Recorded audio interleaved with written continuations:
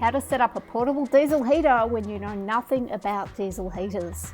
That's what I hope to share in this video.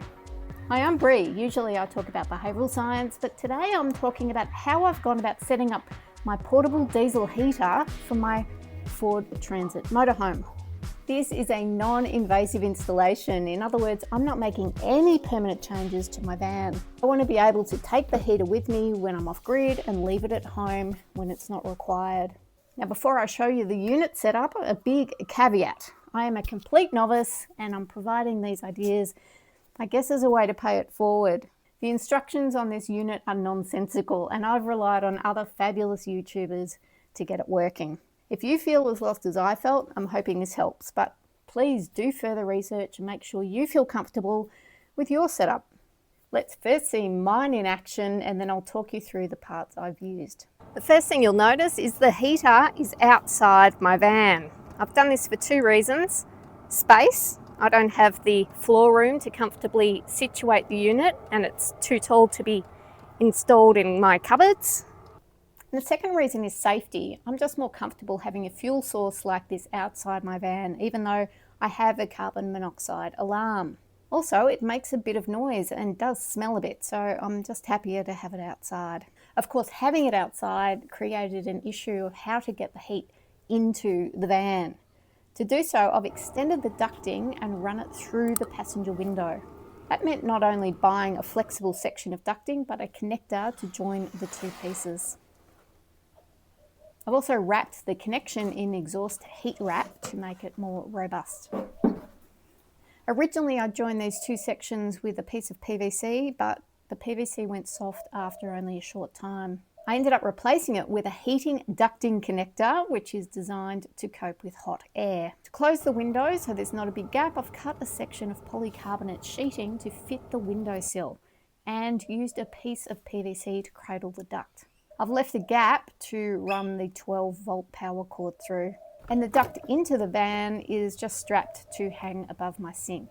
In terms of powering the heater, I have two options. I can either connect a cigarette lighter to my lithium house battery with this cigarette lighter adapter, or the easier solution is to plug it into my 12-volt cigarette lighter that runs off the car battery. Having two options helps me manage the health of my batteries. But the diesel heater doesn't come with a cigarette lighter adapter, so I've had to connect one. It was really easy to connect the wires from the heating unit to the adapter. You just feed the wires into the casing and close it. And again, because it's outside, I've also added a 12-volt extension cord to be able to reach the heater. Some other things to note before I get into a list of parts. The instructions for the diesel heater were no help at all, at least for a novice like me. So I watched a lot of YouTube clips to work out which piece of hose connected to what. This is the fresh air intake for the heater itself, presumably to keep it cool as it's running, and it needs to point to the back of the unit. This, on the back of the unit, is the intake for the fresh air that you'll be heating. So you want to make sure this remains unobstructed. At the front of the unit, this is where the hot air blows from, which is what we connect the ducting to. And this is the exhaust. The key is to make sure the exhaust stays away from where the fresh air is drawing from. So you'll want to direct it to the side like I have, or from the front. To make it easier to fit the exhaust, I've done two things. Created more ground clearance, so using metal door barricade brackets as feet, but you could use sections of wood. And I've added a brass elbow to the outlet to make connecting and disconnecting the exhaust easier, as well as positioning it to the side. You'll see I've also wrapped the exhaust in exhaust heat wrap. That's because it tends to get hot and it's easier to handle when it's wrapped. Now, how to get diesel fuel into the unit. I bought this hand pump siphon because it means I can easily draw diesel from my tank into the heater, avoiding the need to carry fuel in a separate jerry can. One final thing before I run through the parts I've used.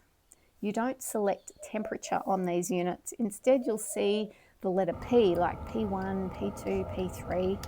P stands for pulse, and the higher the number, the higher the heat. I've found starting on a P of about 3 is good. higher than that and my car battery seems to struggle unless I have the van running while I'm doing it. Okay, now for specifics of the parts I've used. Unless I say otherwise, all items were from Amazon.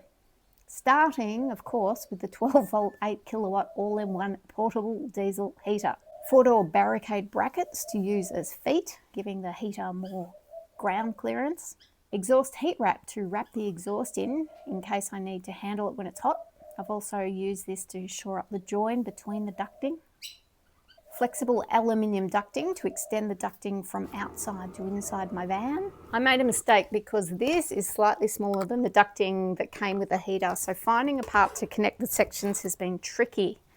I ordered the 3-inch, which I think is 76 millimeters, but I think it needs to be 80 millimeters. A 12 volt cigarette lighter plug adapter to connect from the heater to my power source, which in my case is either the cigarette lighter or house battery. An alternative 12 volt adapter plug socket that connects to my house battery terminals if I don't want to use my car battery. A 12 volt charger extension just because I needed a longer cord to reach outside.